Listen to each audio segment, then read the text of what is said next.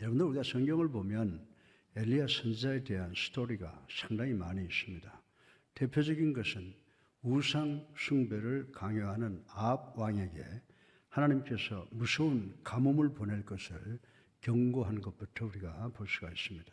엘리야는 3년 만에 가뭄 끝에 은신처에서 나와 450명의 바알 선지자들에게 누구의 하나님이 진정한 하나님인가 대결을 하자라고 도전을 했습니다. 그건 나는 내 제단을 만들고 너희들은 너의 제단을 만들어 각각 자기의 신에게 불을 내려서 제단의 제물을 태워달라고 기도하자. 그리고 어느 신이 먼저 하늘에서 불을 내려 제물을 태우는가를 통해서 진정한 하나님임을 결정하자라고 제의를 했습니다. 그래서 바알 선지자들이 먼저 하루 종일 바알에게 제사를 드리다가 응답이 없자 칼로 가슴을 긋고 난리를 부리다가 포기하고 말았습니다. 그러나 엘리야는 여호와 하나님께 아주 간단한 기도를 올리자 여호와 하나님께서 하늘로부터 불을 내려서 제물뿐만 아니라 또랑의 물까지 다 태우는 기적을 만들어 내셨습니다. 그때 그 주변에서 엘리야와 바알 선지자들의 대결을 바라보던 이스라엘 백성들은 엘리야 앞에 무릎을 꿇고 엘리야가 옳도다.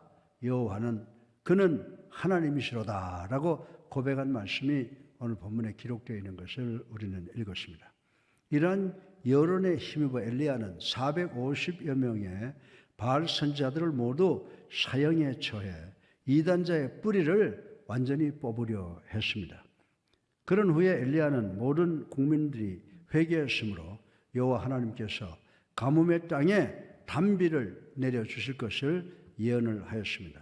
엘리야가 예언한 대로 여호와 하나님께서는 처음에는 손바닥만한 구름을 보내주시더니 이스라엘 민족이 간절히 원하는 단비를 내려주셨습니다. 그런데 문제는 이런 기적을 불러온 위대하고 경건하고 용기 있고 기도의 사명자인 엘리야가 불과 몇 시간 후에 아합 왕비인 이사벨의 협박을 듣고 야 내가 죽는 것이 더 낫겠다라고 로뎀나무 아래서 절망하는 것을 볼 수가 있습니다. 엘리야가 왜 낙담과 좌절에 빠져 있었는가를 분석해보고 하나님께서 엘리야에게 어떤 해결책을 주셨는가 이 두 가지를 심도 있게 생각을 해보려고 합니다. 그런데 현재 우리는 정치, 경제, 사회, 교육, 윤리, 도덕 문제 등등과 코로나19와 같은 무서운 질병을 통해서 낙담과 좌절할 수밖에 없는 시대에 살고 있는 우리도 이 3000년 전에 씌어진 이 말씀을 통해서 우리 모두가 교훈받고 은혜 받기를 주님의 이름으로 축원합니다. 오늘 설교 본론의 첫째로 엘리야가 죽었으면 좋겠다라고 생각할 만큼 낙담하고 좌절했던 그 원인이 무엇인가를 생각을 해보겠습니다. 첫째로 엘리야가 낙담과 좌절에 빠지게 된 원인은 그가 인간의 본능인 혈기를 갖고 태어났기 때문이라고 말씀을 드릴 수가 있습니다. 여러분 중에 어떤 분은 대단히 낙천적인 성격을 소유하신 분이 계실 것입니다. 이런 분은 하늘에 천둥벼락이 쳐도 놀라지도 낙담과 좌절하지도 않습니다. 이런 사람은 다른 사람이 자기에게 어떻게 하는가에 대하여도 전혀 관심을 갖고 있지는 않습니다. 그러나 단점으로는 이런 분이 한번 낙담과 좌절에 빠지면 일어나지 못하게 된다는 것입니다. 반면에 어떤 사람은 순간적으로 산 정상에 올랐다가 순간적으로 깊은 계곡으로 떨어지는 분들이 계십니다. 이런 분은 마치 오뚜기처럼 넘어지면 즉시 다시 일어나게 됩니다. 이런 분들은 정확하고 집요한 성격을 가진 완벽주의자들이라고 말씀을 드릴 수가 있습니다. 그런데 이런 분들은 언제나 밝음보다는 어둠이 올 가능성을 보므로 늘 준비하면서 사는 장점이 있다라고 하는 것입니다.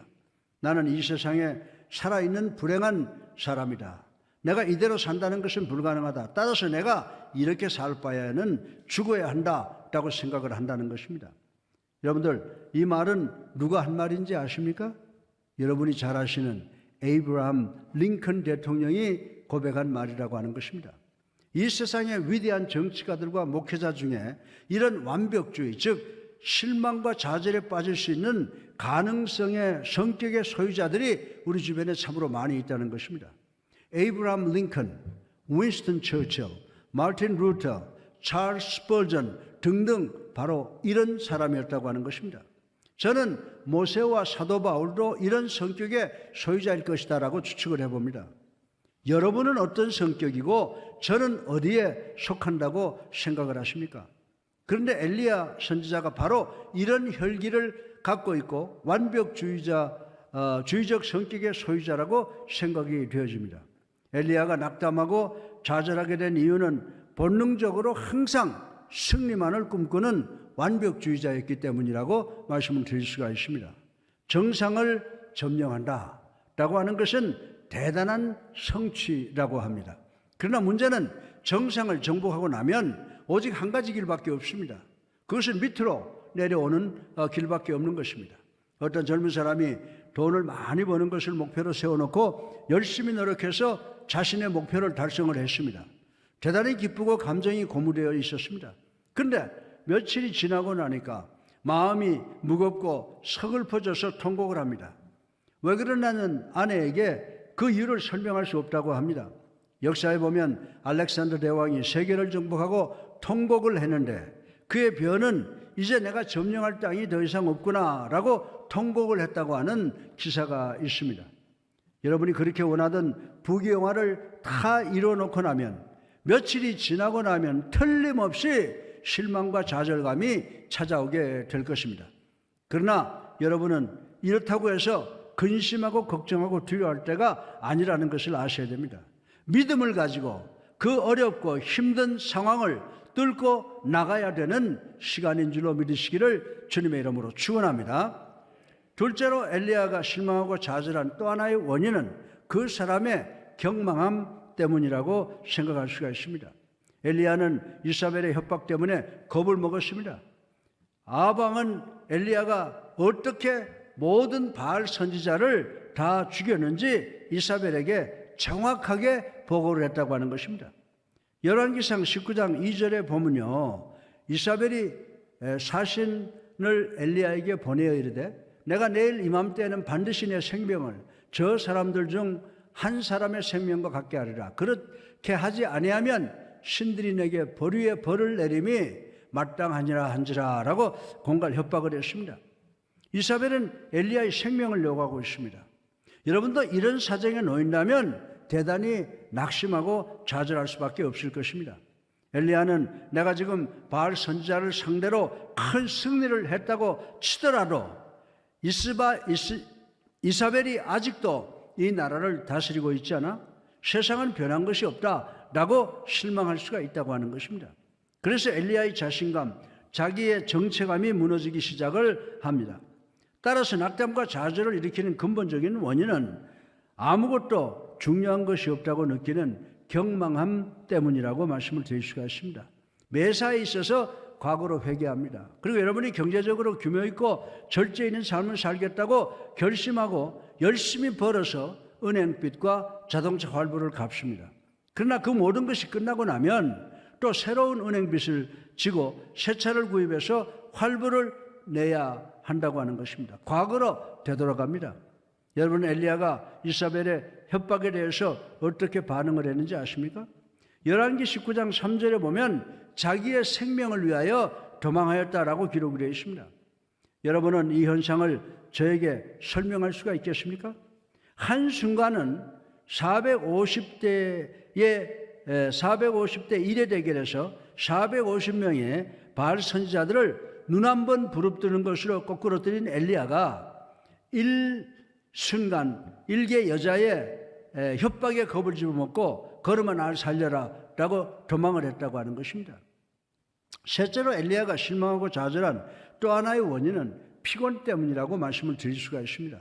엘리야는 3년 동안 눈코 뜰 사이 없이 팽이 돌듯이 살았습니다. 바알 선지자들과 정신적인 대립을 했습니다. 그리고 아합 앞에 나가느라 30여 킬로미터를 달렸습니다. 따라서 엘리야는 정신적으로 그리고 육체적으로 완전히 낙다운 지쳐 있었다고 하는 것입니다. 여러분이 건강한가, 얼마나 활동적인가, 얼마나 열정적인가와는 관계없이 여러분의 정신적, 육체적 재원은 한계가 있다는 사실을 여러분들 아셔야 된다라고 하는 것입니다. 따라서 여러분이 피곤하면 할수록 낙담과 좌절의 늪으로 빠질 가능성이 더 높다라고 하는 것입니다. 넷째로 엘리야가 실망하고 좌절하게 된 또 하나의 원인은 고독이라고 하는 것입니다. 열왕기상 19장 4절 상반절에 자기 자신은 광야로 들어가 하룻길쯤 가서라고 하는 말씀이 기록이 되어 있습니다. 엘리야는 자기 주변의 사람들과 가까운 사람들로부터 자기 자신을 격리시켰습니다. 여러분은 여러분이 혼자라고 느껴질 때, 사랑받지 못한다고 생각되어질 때, 남들이 나를 원치 않는다고 생각되어질 때 여러분은 낙담과 좌절의 입구에 서 있게 된다라고 하는 것입니다. 여러분들은 여러분들의 삶 속에서 자살을 가장 많이 하는 세대가 어느 세대인지 아십니까? 10대? 아니면 혈압이나 가부? 아니면 가정과 직장에 문제가 있고 사업에 실패한 사람들이라고 생각을 하십니까? 아닙니다. 75세에서 80세의 고령자들이라고 하는 것입니다. 그러면 이들의 문제가 무엇입니까? 바로 고독이라고 말씀을 드릴 수가 있습니다. 본문의 엘리야도 지붕 위에 홀로 앉아있는 새처럼 고독을 느꼈다고 하는 것입니다. 엘리야가 낙담과 좌절하게 된 원인은 혈기, 경망함, 피곤함, 그리고 고독이었다고 하는 것입니다. 따라서 우리 모두는 우리의 혈기와 경망함과 피곤함, 그리고 고독을 물리치시고 하나님께로부터 오는 위로를 통해서 활기차고 복된 삶과 복된 미래를 갖고 살아가시는 우리 모두가 되기를 주님의 이름으로 축원합니다. 둘째로, 마지막으로, 그러면 하나님께서는 엘리야를 낙담과 좌절에서 일으켜 세우기 위해서 하신 일이 무엇인가를 생각을 해보겠습니다. 하나님께서 엘리야를 위해서 역사하신 4가지 사역을 제가 말씀을 드리려고 합니다. 저는 하나님께서 여러분을 위해서도 엘리야에게 하셨던 이 사역을 그대로 하실 줄로 믿습니다. 첫 번째로 하나님께서는 엘리야를 낙담과 좌절로부터 일으키기 위해서 휴식을 취하게 하셨다라고 하는 것입니다. 열왕기상 19장 5절로 6절에 보면은 로뎀 나무 아래 누워 자더니 천사가 그를 어루만지며 그에게 이르되 일어나서 먹으라 하는지라. 본즉 머리맡에 숯불에 구운 떡과 한 병 물이 있더라. 이에 먹고 마시고 다시 누웠더니 라고 했습니다. 여러분들, 하나님께서 낙담하고 좌절한 엘리야에게 제일 먼저 해주신 것은 그로 하여금 쉬게 했다는 것입니다.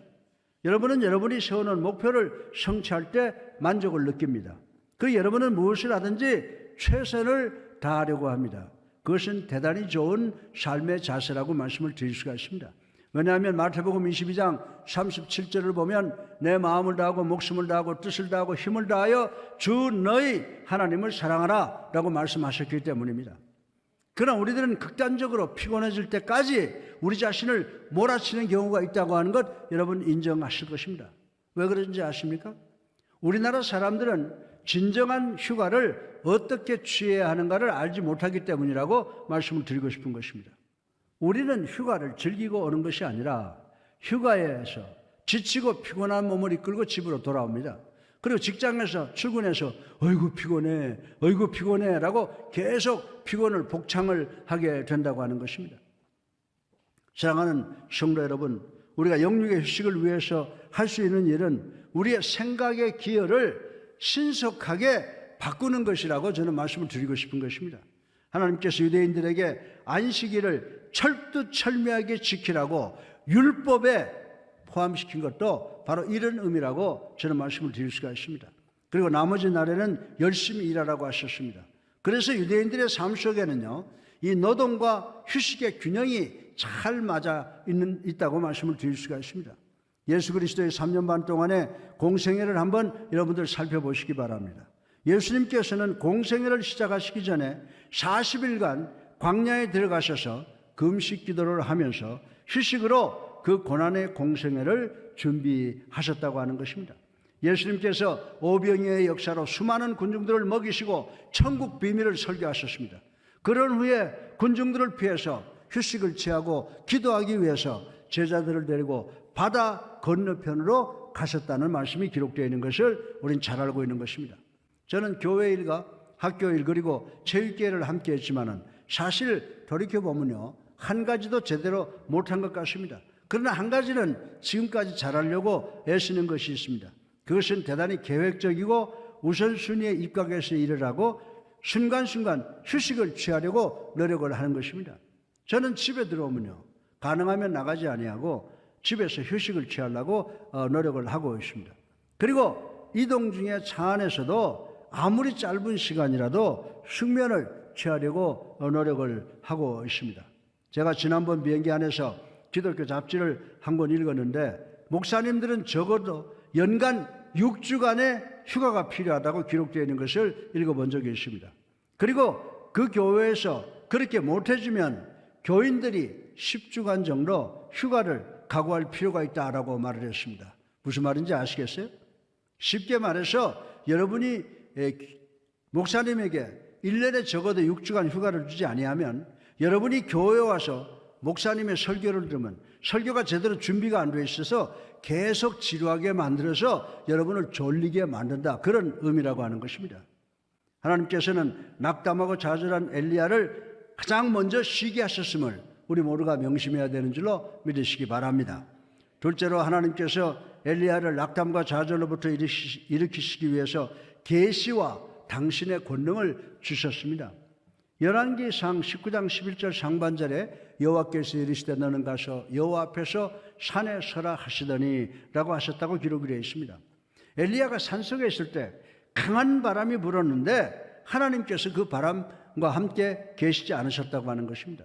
그런 후에 지진이 일어나서 땅이 막 흔들렸는데 하나님께서 그 지진 안에도 계시지 않았다고 하는 것입니다. 그리고 불이 일어나는데 하나님께서 그 불 가운데도 계시지 않으셨다라고 기록이 되어 있습니다. 그런데 엘리야는 아주 미세한 속삭임을 듣게 됩니다. 그 세미한 미세한 음성의 주인이 하나님이셨다라고 고백을 했습니다. 사랑하는 성도 여러분, 우리들은 때때로 하나님께서 백마를 탄 기사처럼 극적으로 나타나서 우리를 돕기를 원할 때가 많이 있습니다. 그러나 하나님께서는 우리에게 백마 탄 기사로 나타나는 것이 아니라 우리에게 조용하게 은밀하게 속삭임으로 다가오신다는 사실을 우리는 기억해야 된다라고 하는 것입니다. 우리는 하나님과 관계 속에 있으면서도 우리와 함께 하시는 하나님의 임재를 느끼지 못할 때가 너무나 많이 있습니다. 그런데 몇 년이 지난 후에야 그때 내 옆에서 역사하신 분이 바로 하나님이시었구나라고 하는 것을 깨닫게 된다라고 하는 것입니다. 본문의 엘리야는 자신의 눈을 낙담하고 좌절할 수밖에 없는 자기의 문제로부터 하나님의 전전능하심으로 돌리게 되었다고 하는 것입니다. 그 순간 하나님을 만나게 되었다고 하는 것입니다. 사랑하는 성도 여러분, 우리들도 낙담하고 좌절할 수밖에 없는 문제가 많이 있을 줄로 압니다. 그러면 우리 스스로의 노력으로 문제를 분석하고 이해하고 해결하려고 하지만은 절대로 우리의 힘으로, 우리의 능으로, 우리의 노력으로 문제 해결점을 얻지 못한다라고 하는 것입니다. 그러나 우리는 우리의 시선을 하나님의 전전능하심으로 옮기게 되면 우리의 창조주 하나님의 그 권능에 의해서 우리의 문제는 점점 적어지고 우리의 문제가 해결되는 역사가 일어날 줄로 믿으시기를 주님의 이름으로 축원합니다. 시편 42편 5절에 보면요, 내 영혼아 내가 어찌하여 낙심하며 어찌하여 내 속에서 불안해하는가. 너는 하나님께 소망을 두라. 그가 나타나 도우심으로 말미암아 내가 여전히 찬송하리로다. 아멘. 예. 사랑하는 성도 여러분, 여러분이 여러분의 시선을 여러분 자신으로부터 전전하신 하나님께 돌릴 때 여러분의 문제가 해결되는 시점인 줄로 믿으시기 바랍니다. 여러분의 질병이 치료되는 시점인 줄로 믿으시기를 주님의 이름으로 축원합니다. 셋째로 하나님께서는 엘리야를 낙담과 좌절로부터 일으켜 세우시기 위하여 새로운 사명을 주셨다는 말씀이 기록되어 있습니다. 하나님께서는 미세한 음성을 통해서 엘리야에게 물으십니다. 엘리야야, 너 지금 여기서 무엇을 하느냐라고 물으셨습니다. 열왕기상 19장 4절에 보면요, 이 엘리야가 대답을 합니다. 내가 만군의 하나님 여호와께 열심히 유별하오니 이는 이스라엘 자손이 주의 언약을 버리고 주의 제단을 헐며 칼로 주의 선지자들을 죽였음이오며 오직 나만 남았거늘 그들이 내 생명을 빼앗으려 하나이다 라고 하나님께 호소를 했습니다. 그 말을 듣고 하나님께서 본문 15절로 18절에 엘리야에게 뭐라고 말씀하십니까? 엘리야야, 너는 충분히 휴식을 했으니 이제 내가 너에게 새로운 사명을 주겠노라. 너는 가서 새로운 왕을 세우라. 선지자를 일으키기 위해서 신학교를 설립해라. 그리고 너는 잘못 생각하고 있다. 지금 너는 현재 혼자가 아니다. 아직도 바알에게 무릎 꿇지 않는 자가 7,000명이나 있다라고 위로하였던 것입니다. 사랑하는 성도 여러분, 우리가 실망하고 좌절하고 있을 때 우리는 동정받을 필요가 없습니다. 우리는 새로운 목표와 새로운 도전이 필요한 것이지 주변의 동정이 필요한 것이 아닌 줄로 믿으시기 바랍니다. 여러분이 실망하고 좌절할 때 대단히 나쁜 습관을 만들 수가 있습니다. 여러분은 이제 아이고 나는 이래봐도 저래봐도 할 수 있는 일이 없다 라고 좌절하고 소파에 누워서 빈둥빈둥하고 먹기나 하자라고 과식을 해서 비만이 되고 그리고 술과 약물에 중독이 되어 고지망태가 되어 여러분 자신을 스스로 파괴시킬 수가 있다라고 하는 것입니다. 여러분은 여러분의 문제 해결의 능력을 소유하기를 원하십니까? 예, 그러면 위로나 동정을 바라지 말고 새로운 자극이나 도전을 선택하시고 새로운 사명을 위해서 기도하시는 여러분 되시기를 주님의 이름으로 축원합니다. 넷째로 하나님께서 엘리야를 낙담과 좌절로부터 일으켜 세우시기 위해서 새로운 친구를 주셨다고 하는 것을 우리는 기억을 해야 됩니다. 그 친구는 자기 수하에서 공부하던 엘리사였던 것입니다. 열왕기상 19장 16절에 하나님께서 엘리야에게 말씀하십니다. 너는 또 nim시의 아들 예후에게 기름을 부어 이스라엘의 왕이 되게 하고 또 아벨 무올라 샤밧의 아들 엘리사에게 기름을 부어 너를 대신하여 선지자가 되게 하라 라고 말을 했습니다. 엘리사는요, 자기 스승인 엘리야와 똑같은 영적 목적과 도전을 갖고 있는 젊은이였습니다. 그리고 엘리사는 자기 스승인 그 무서운 엘리야를 사랑하고 스승인 엘리야에게 대단히 신실한 사람이었다라고 하는 것입니다. 반대로 엘리야는 자기의 제자 엘리사를 자기보다 더 훌륭한 선지자로 만들었습니다. 새로운 사람들은 여러분의 과거를 잘 모릅니다. 그러나 여러분의 믿음을 가치 있게 대할 것입니다. 이런 친구는 여러분을 위로하고 격려하고 영감을 불어넣어 주어 여러분이 자신을 갖게 하는 그런 도움을 주는 분들이라고 말씀을 드릴 수가 있습니다. 여러분들 전도서 4장 9절로 10절 말씀 잘 아시죠? 두 사람이 한 사람보다 나으면 그들이 수고함으로 좋은 상을 얻을 것이라. 혹시 그들이 넘어지면 하나가 그 동물을 붙들어 일으키려니와 홀로 있어 넘어지고 붙들어 일으킬 자가 없는 자에게는 화가 있으리라. 아멘. 여러분이 낙담과 좌절에 빠져 있으면 고독을 씹으며 만족해하고 누워있지 마시길 바랍니다. 새로운 친구가 될 수 있는 사람을, 여러분에게 힘이 될 사람을 찾는 여러분 되시기를 바랍니다.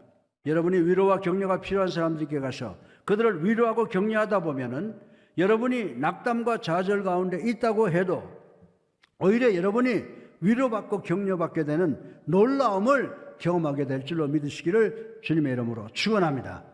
고린도후서 1장 4절을 보면요, 우리의 모든 환난 중에서 우리를 위로하사 우리로 하여금 하나님께 받는 위로로서 모든 환난 중에 있는 자들을 능히 위로하게 하시는 이시로다. 아멘.